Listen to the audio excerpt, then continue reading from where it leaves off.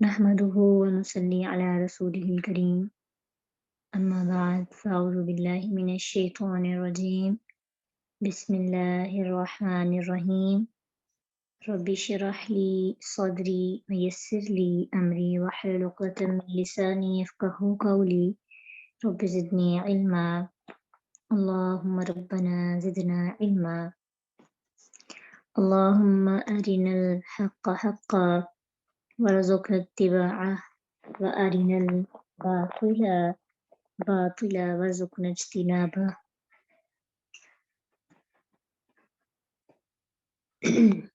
آمین یا رب العالمین۔ سورۃ الفرقان مکی صورت ہے اور یہ 25ویں صورت ہے۔ الحمدللہ ہم نے قرآن کی 24 صورتوں کو الحمدللہ جو بڑی بڑی ہیں پڑھ لیا ہے اور 25ویں صورت پر ہم پہنچ گئے اور اس کی 77 آیات ہیں، اس کے 6 رکوع ہیں۔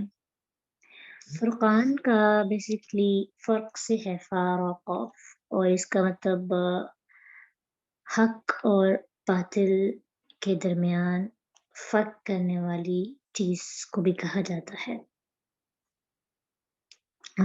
فرقان پہلی آیت جس میں فرقان کا لفظ قرآن کے لیے استعمال ہوا، اسی کے نام پر اس صورت کا نام رکھا گیا، اسی لفظ پر۔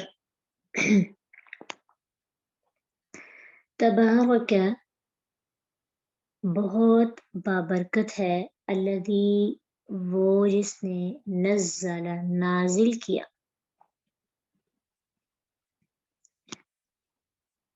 اور یہ جو تبارک کا لفظ ہے نا، یہ اللہ تعالیٰ کے لیے آتا ہے اور کسی میں یہ خوبی موجود نہیں، کیونکہ تبارک جو ہے برکت ان سے تفاعل کے وزن پر ہے، اور اس کا مطلب اس میں بہت مبالغہ، یعنی بہت برکت والا، یعنی برکت سے مراد خیر میں زیادہ ہونا، بڑا ہوا ہونا، دائمی خیر جو ہمیشہ رہنے والی ہے۔ تو یعنی بہت زیادہ خیر اور بڑائی میں ساری کائنات سے بے انتہا بڑا ہوا ہے۔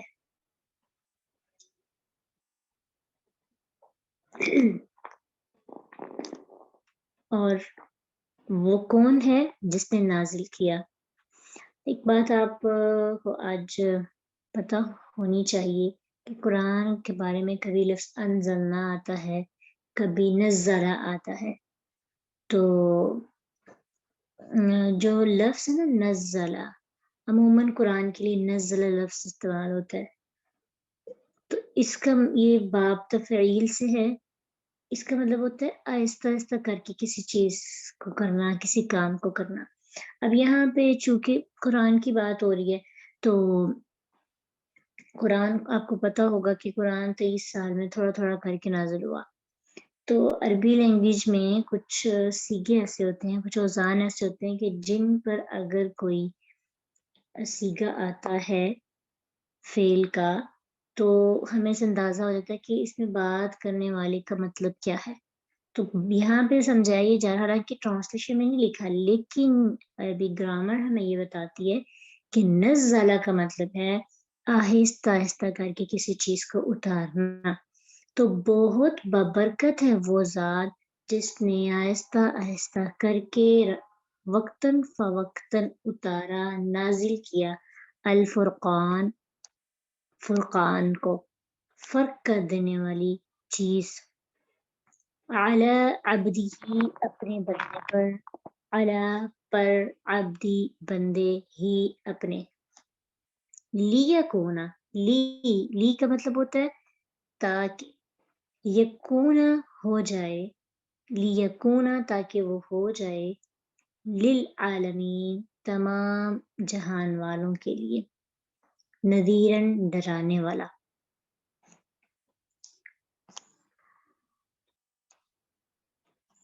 اس آیت کے اندر اللہ سبحانہ تعالیٰ سب سے پہلے تبارک کا لفظ استعمال کرتے ہیں، اور جیسا کہ ابھی ہم نے دیکھا کہ تبارک کا مطلب ہے کسی بھی چیز میں بہت زیادہ خیر کا موجود ہونا۔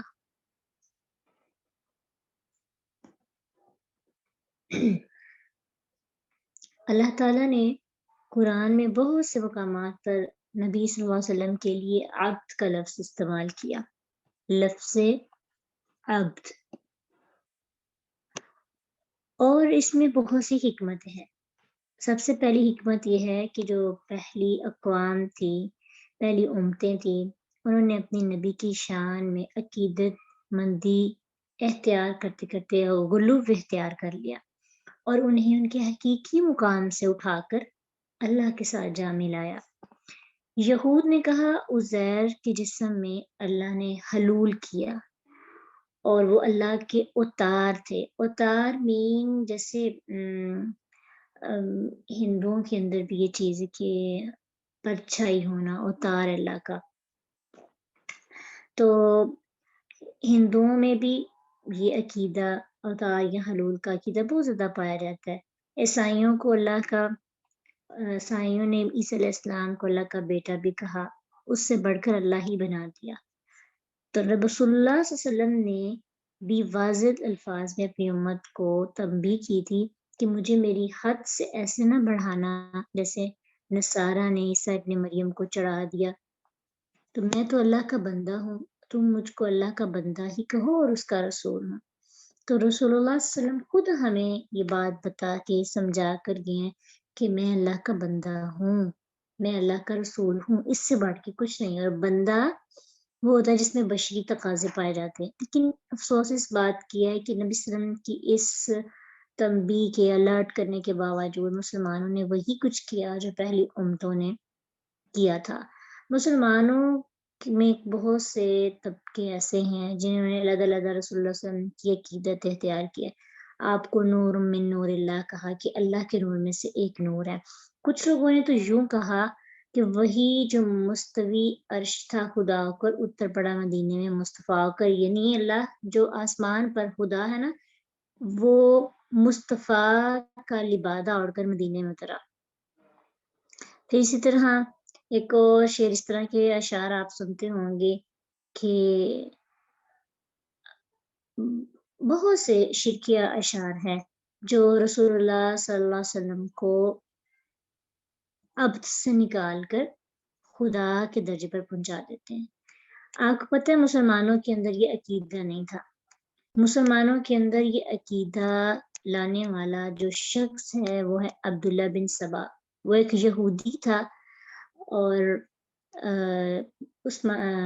عثمان غنی رضی اللہ عنہ کے دور خلافت میں اس نے اسلام قبول کیا، شو آف کیا، کیونکہ اس کو یہ پتہ چلا کہ مسلمان بڑے مضبوط ہوتے جا رہے ہیں، مسلمانوں کے ساتھ مقابلہ کرنا یا ان سے انتقام لینا ان کی سخت ہم میں نہیں۔ اس نے بڑی پلاننگ کی اور اسلام قبول کر لیا فریب کاری کے طور پر، اور درویشی کا لبادہ اوڑھ کر تقوی اختیار کیا اور تقوی کے روپ میں سامنے آیا۔ عمر رضی اللہ عنہ کے زمانے میں یہ مسلمان ہوا تھا، لیکن حالات کے دائرے کا انتظار کرا، کیونکہ حضرت عمر رضی اللہ عنہ کے دور کے اندر اتنا زیادہ اس کو موقع نہیں ملا سامنے آنے کا، لیکن اس کی خفیہ سازشیں، تحریکیں جو ہیں وہ چل رہی تھی۔ تو عثمان رضی اللہ عنہ کے دور پر اس نے عثمان رضی اللہ عنہ پر مختلف الزامات عائد کیے اور موقع پا کر اپنے لوگوں کو ساتھ ملا کر انہیں شہید کر دیا۔ پھر اس نے اسلام کے جسم پر 2 طرح کے وار کیے۔ اپنی سازش کو کامیاب بنانے کے لیے انہوں نے کیا کیا کہ علی رضی اللہ عنہ کے بارے میں ایک غلط عقیدہ اختیار کیا۔ سب سے پہلے تو ان کے ذہن میں یہ چیز، بلکہ دوسرے لوگوں کے جو نئے نئے لوگ مسلمان ہو رہے تھے، اب ان کو اتنا نہیں اسلام کا پتہ تھا، تو سب سے پہلے ان کا عقیدہ خراب کیا یہ کہہ کر کہ خلافت جو ہے باقی جو خلفائے راشدین گزرے ہیں، ابوبکر صدیق رضی اللہ عنہ، عمر رضی اللہ عنہ اور عثمان غنی رضی اللہ عنہ، ان کو نہیں ملنی چاہیے تھی۔ یہ خلافت جو ہے اہل بیت میں سے علی رضی اللہ عنہ کو سب سے پہلے ملنی چاہیے تھی. خیر جو نئے نئے مسلمان ہوئے وہ اس چیز کے اندر آئے اور اس سے پھر ایک پراپر سسٹم جو آج تک ہم دیکھتے ہیں چلا آ رہا ہے. یہاں پہ ہم چونکہ عبد کی بات کر رہے ہیں بندے کی، تو مسلمانوں کے اندر یہ خلول کا اور اوتار کا عقیدہ کیسا ہے، بیسیکلی ہمارا پوائنٹ یہ ہے. یہاں پہ ایک تو وار وہ کیا، مسلمانوں کو مشکوک کر دیا خلفائے راشدین کے بارے میں. دوسرا جو وار اس نے کیا وہ اس نے مسلمانوں کا عقیدہ خراب کیا. وہ عقیدہ اس طرح سے خراب کیا کہ رسول اللہ عبداللہ بن سبا نے علی رضی اللہ عنہ کو ایک دفعہ کوفہ میں خدا مخاطب کر کے، یعنی اشاروں کنائے میں کہا کہ انتا ہوا، یعنی یہ وہی ہے، یعنی اللہ کے بارے میں کہا کہ یہ اللہ ہے، یہ خدا ہے. اور اس سے پھر آہستہ آہستہ اس نے اس عقیدے کی سب سے پہلے خلول کا جو کے بارے میں جو طریقہ اختیار ہوا یہ عبداللہ بن سبا نے کیا اور علی رضی اللہ عنہ کے بارے میں کیا. نبی صلی اللہ علیہ وسلم کے بارے میں تو یہ عقیدہ بڑی بعد میں آیا ہے. سب سے پہلے علی رضی اللہ عنہ کے لیے یہ عقیدہ رکھا گیا اور پھر اس عقیدے کو پروموٹ کرتا رہا. علی رضی اللہ عنہ نے ان کو بہت زیادہ منع بھی کیا اور بہت ڈانٹا بھی، لیکن بہت دفعہ ان کو کہا، بلکہ ان کو دھمکی دی کہ اگر آپ نہیں کرو گے تو جو ہے کو سزا دی جائے گی، لیکن وہ لوگ پھر بھی ایمان نہ لائے. ہے یہ لمبی چوڑی آپ تاریخ میں پڑھ سکتے ہیں. پھر انہوں نے اپنے دور میں ان کو جو ہے نا سزا دی، انہیں آگ میں پھینکوا کر ان کو جلا دیا. اس پر لوگوں نے بجائے اس کے کہ سبق حاصل کریں کہ یہ عقیدہ جس کا کلا کما کرنے کے لیے انہوں نے یہ سٹیپ لیا، اس کے جو پیروکار تھے انہوں نے کیا کیا، کہنے لگے سزا دینا اور آگ میں پھینکنا تو اللہ کا کام ہوتا ہے، یہ واقعی خدا ہے اور واقعی اللہ کی پرچائی ہے ان کے اندر، اسی وجہ سے انہوں نے سزا دی. بجائے اس کے سیکھنے کے اس نے اندر کی تحریک اتنی زیادہ اسٹرانگ کر لی تھی کہ مسلمانوں کے اندر جو لوگ بچ رہے تھے نا وہ اپنے عقیدے میں اور پختہ ہوگی اور دلیل یہ دینے لگی. پھر اسی طرح یہ چیز بڑھتی گئی اور آہستہ آہستہ رسول اللہ صلی اللہ علیہ وسلم کے بارے میں بھی لوگوں نے یہ عقیدہ اختیار کر لیا کہ نبی صلی اللہ علیہ وسلم اللہ تعالی ہی ہے، یعنی اللہ آسمان پر جو مستوی ہے وہ محمد صلی اللہ علیہ وسلم کا لباس دوڑ کر زمین پر آئے ہیں لوگوں کو دین سکھانے کے لیے.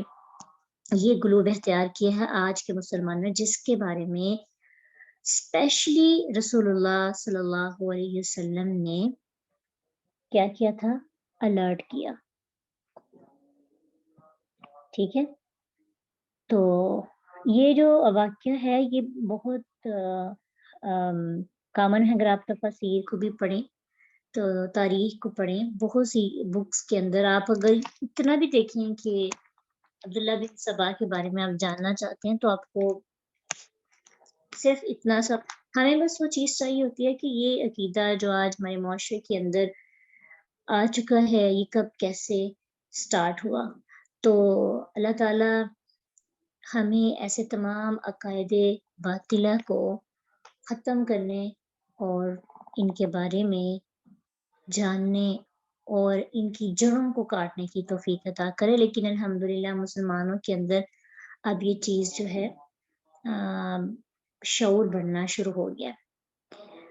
تبارک الذی نزل الفرقان علی عبدہ، بہت ببرکت ہے وہ ذات جس نے نازل کیا فرقان.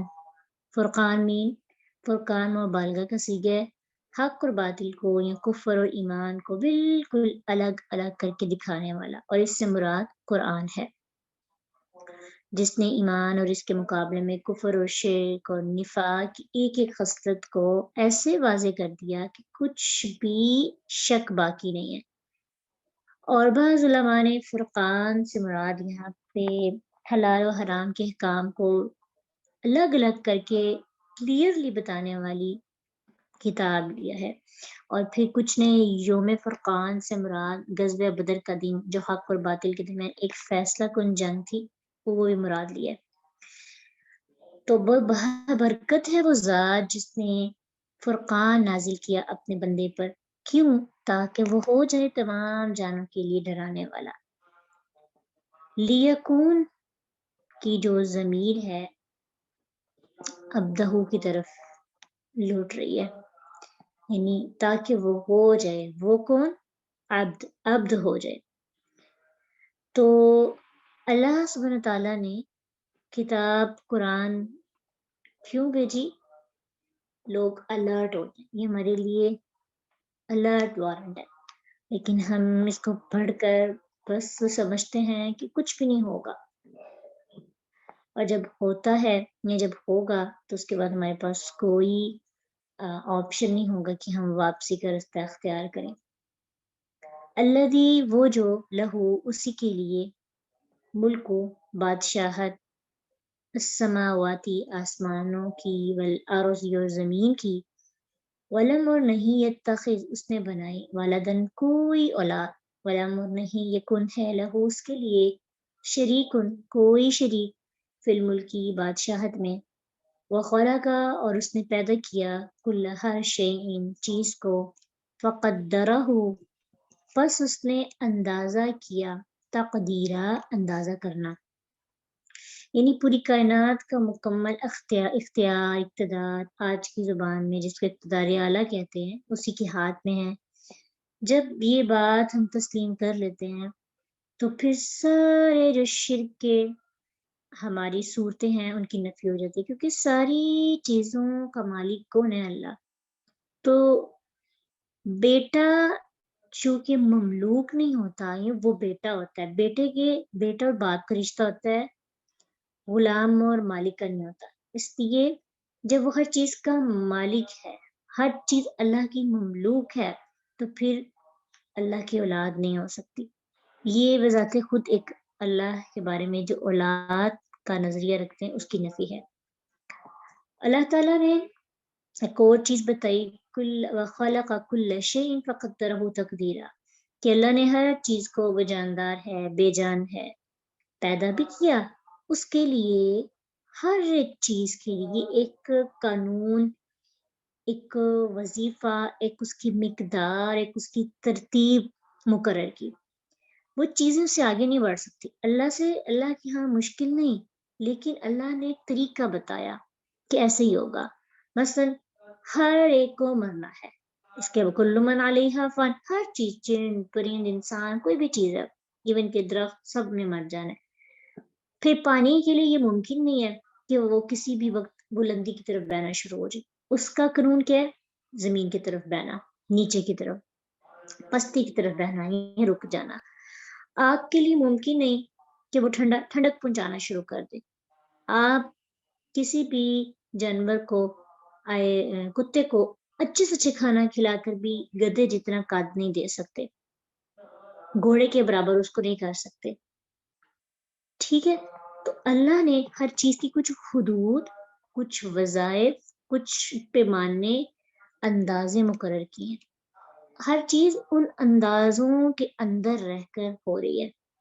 اور اگر انسان اللہ سے اور ایسی دعائیں کرنا بھی جو کہ قانون کے خلاف ہیں، اس کی اجازت نہیں۔ مثلا کوئی بندہ یہ کہ اللہ مجھے موت نہ آئے، مجھے موت نہ آئے، تو ایسی دعائیں نہیں کرنی چاہیے۔ نہ کوئی کہے میری بلی کو اللہ کتا بنا دے، یا پھر کوئی کہے اللہ مجھے جن بنا دے، اور اسی طرح سے اللہ مجھے انسان سے جانور بنا دے، یا جانور کو انسان بنا دے۔ تو یہ ساری چیزیں کہ اللہ کے قانون ہیں، تقدیر ہے، اندازے ہیں، اس نے جو بنایا اس نے ایک پیمانے مقرر کی، ٹھیک ہے؟ تو اللہ کے یہاں کچھ بھی کرنا مشکل نہیں، اللہ کر سکتے ہیں، لیکن اس دنیا کو اللہ نے کھیلنے کے لیے تو نہیں بنایا، ٹھیک ہے؟ اللہ سبحانہ تعالیٰ نے اس کو ایک ترتیب دی ہے، اس کو بڑے اچھے سٹائل میں بنایا۔ اگر ہمیں سے کوئی کہے کہ یہ چہرے پہ ناک ہی نہ ہوتی تو کیا اس کی جگہ کوئی اور چیز ہوتی تو وہ پیاری ہوتی؟ تو اللہ نے جو بھی انسان کو دیا، بنایا، سب سسٹم میں کوئی کمی ہے ہی نہیں، اور اس طرح کرنا اللہ کی تخلیق میں کمی کرنا ہے، اللہ کی تخلیق میں انگلیاں اٹھانا۔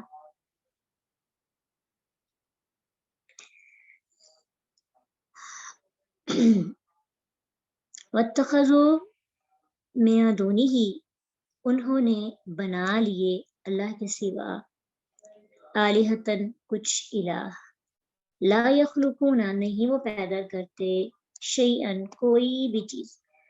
अब अल्लाह ताला ने अपनी अलूहियत को साबित करने और अलूहियत के कई मयार बताए हैं, यानी अलूहियत अल्लाह की इलाह होने के कई मयार हैं।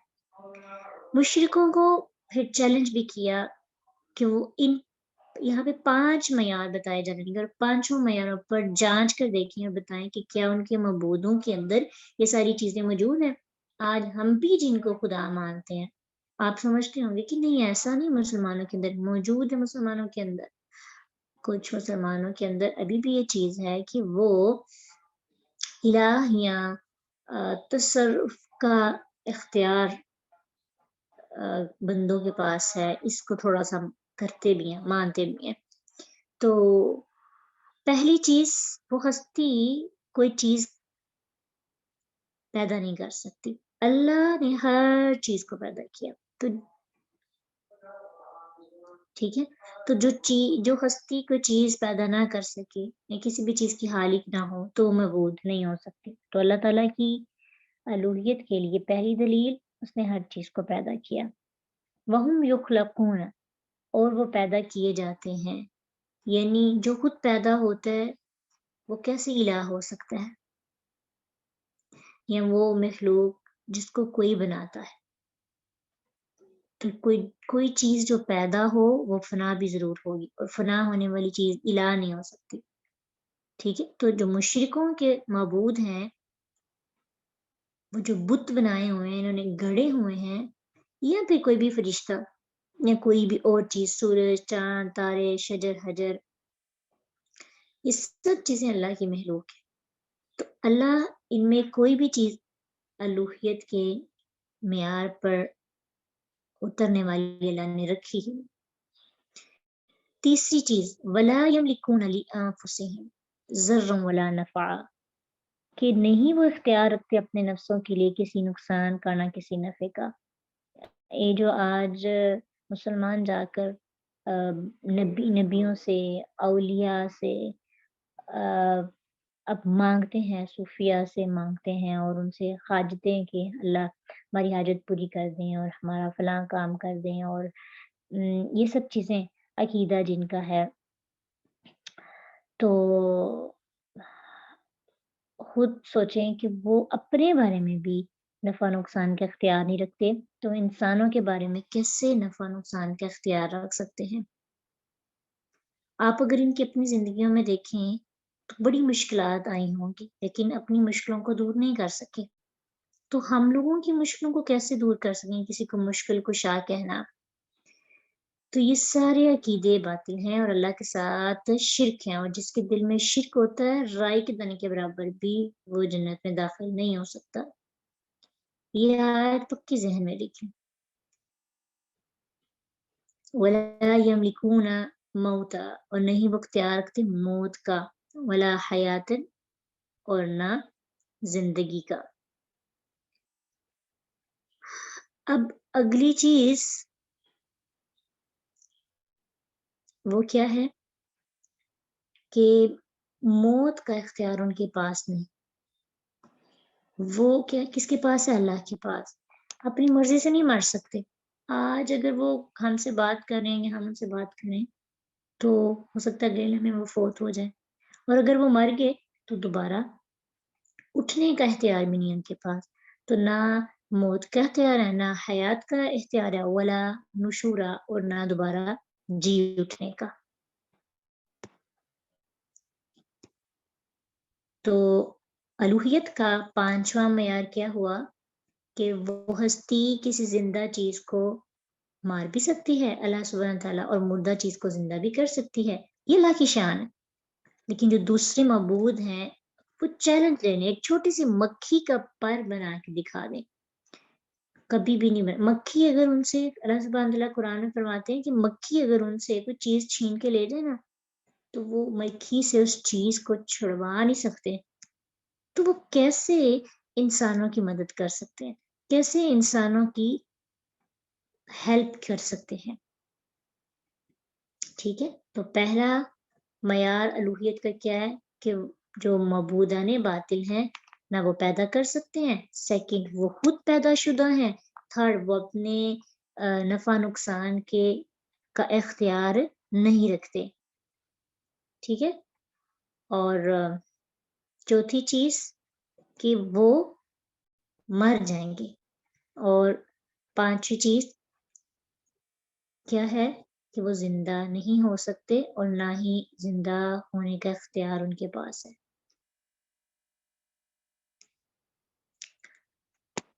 تو اس مقام پر الوہیت کے یہی معیار بیان کیے گئے ہیں، لیکن قرآن کی دوسری جگہوں پر بہت سے اور معیار ہیں، مثلاً جو خود محتاج ہو وہ الہ نہیں ہو سکتا، جو بے جان ہو وہ الہ نہیں ہو سکتا، جو کھانا کھاتا ہو وہ الہ نہیں ہو سکتا، جو نہ سن سکتا ہو نہ دیکھ سکتا ہو نہ جواب دے سکتا ہو وہ الہ نہیں ہو سکتا، جو سوتا ہو وہ الہ نہیں ہو سکتا، جس کو بشری تقاضوں کے مطابق کچھ جیسے قضاء حاجت یہ ساری چیزیں، تو وہ کیسے الہ ہو سکتے ہیں؟ تو الہ وہ ہے جو سب سے اعلیٰ ہے، جس کو نہ نیند آتی ہے نہ اونگ آتی ہے، الہ وہ ہے جس کو کھانے کی ضرورت نہیں، کھانا انسان کی کمی ہے، یعنی انسان کی محتاجی ہے، سونا بھی انسان کی محتاج ہے کہ انسان کی انرجی لو ہو جاتی ہے، انسان کا پیٹرول ختم ہو جائے، تو جس کا پیٹرول ختم ہو جائے، جس کا فیول ختم ہو جائے، جس کی پاور ختم ہو جائے، وہ الہ نہیں ہو سکتا، ٹھیک ہے۔ تو الہ کون ہے؟ جس کو ہماری ضرورت نہیں، لیکن جو ہم نے الہ بنائے ہیں ان میں وہ ہماری ضرورت پوری کرتے نہیں ہیں، لیکن انسان ان کی ضرورتیں پوری کر رہے ہوتے ہیں۔ ہندوؤں کے اندر دیکھیں وہ اپنے بتوں کے ساتھ کیا کیا کرتے ہیں، بتوں کو نہلا رہے ہوتے ہیں، اور بتوں کو جو ہے نا خوش کرنے کے لیے یا اپنے الہوں کو خوش کرنے کے لیے وہ کیا کیا کرتے ہیں۔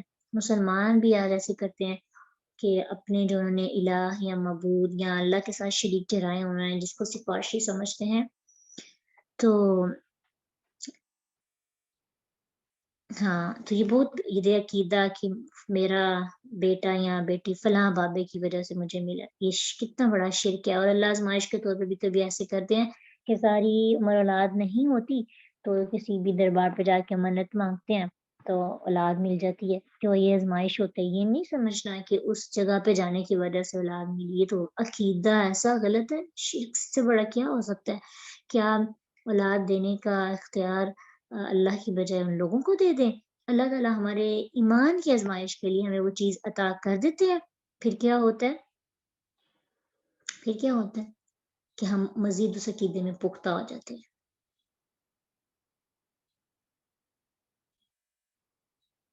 صحیح بات کہہ رہے ہیں آپ، جتنے پاکستان کے اندر موجود ہیں جن کو مشکل کشا سمجھا جاتا ہے، تو پاکستان کے اتنے مشکل حالات نہیں ہونے تھے، اللہ ہم سب کے عقائد کی حفاظت فرمائے۔ وقال الذین، اور کہا ان لوگوں نے جنہوں نے کفر کیا، ان ھذا الا افک افتراہ، کفر کیا کہ نہیں یہ قرآن مگر افکن ایک جھوٹ، افتراہ اس نے گھڑ لیا اسے، افطرا گھڑ لیا ہو اسے، وعانہ اور مدد کی اس کی علیہ اس پر قوم آخرون دوسری، فقد پس تحقیق جاؤ وہ لائے ظلمن ظلم وزورا اور جھوٹ۔ اب دیکھیں، ایک تو انہوں نے اللہ کے رسول صلی اللہ علیہ وسلم کی توحید پر غلط اقدامات اٹھائے، انکار کیا، دوسرا الٹا جھوٹ پہ باندھا۔